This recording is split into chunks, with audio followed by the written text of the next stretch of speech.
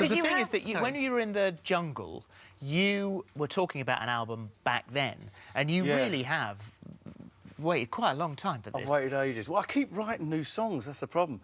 I've just been writing with a guy called Mick Lister, who's great. We've written a couple of great summer songs together. Kim Wilde's brother, Ricky, and Rusty Egan as well. And so I keep sort of thinking, it's done, and then we start writing another song. But the first single will be definitely out next spring. Album will be out next year. And is there a Christmas album as well? There is a Christmas album as well.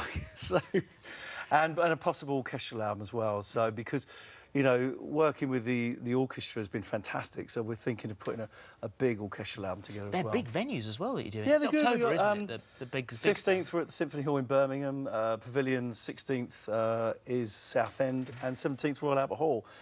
And then festivals start well, I've already started Newark this weekend.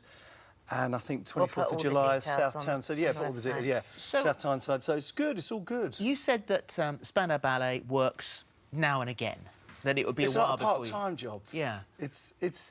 Yeah, I mean, I think the thing is that you've got to remember that, you know, I've been a solo artist for longer than I was ever in Spandau Ballet for. And like I say, we've got a shared history that goes back to when we were kids at school. We got together in 2009, 2010, 2015.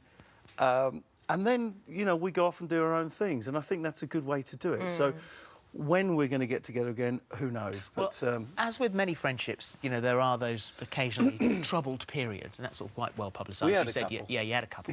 But you shook hands, drew a line on it, and you yeah. moved on. But when you got back out onto the road with the guys, we were in close proximity. Did you manage to draw a line under it?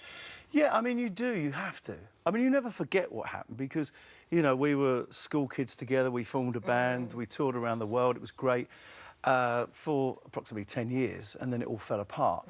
And it was 20 years before we managed to get ourselves back together again.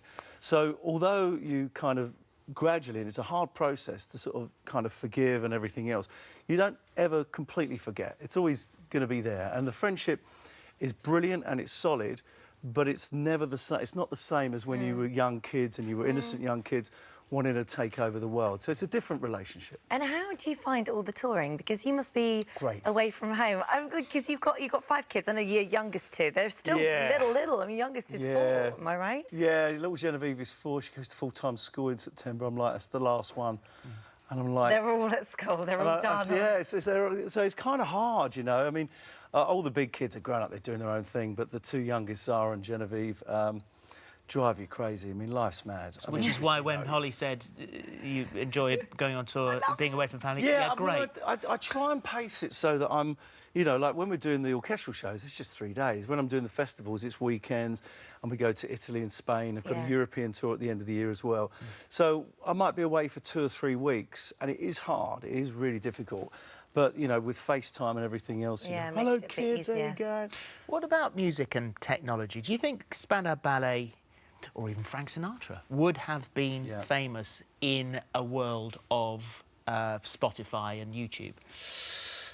If I'm honest, the way that it unfortunately seems to be happening today, that I don't think Spandau Ballet, if we were here today, would have got to the true album.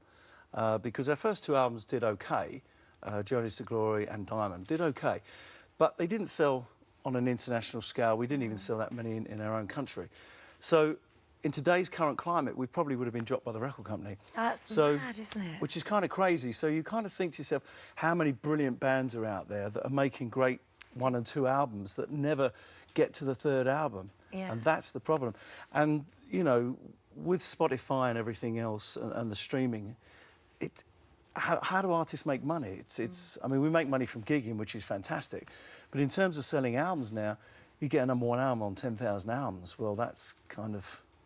You know, and it's very different to how it works. It's just a very different market, and I don't know what's going to happen. There's going to have to be some kind of sort of digital revolution to you know, so that artists can sort of make money from making albums again. How that's going to happen, I don't know.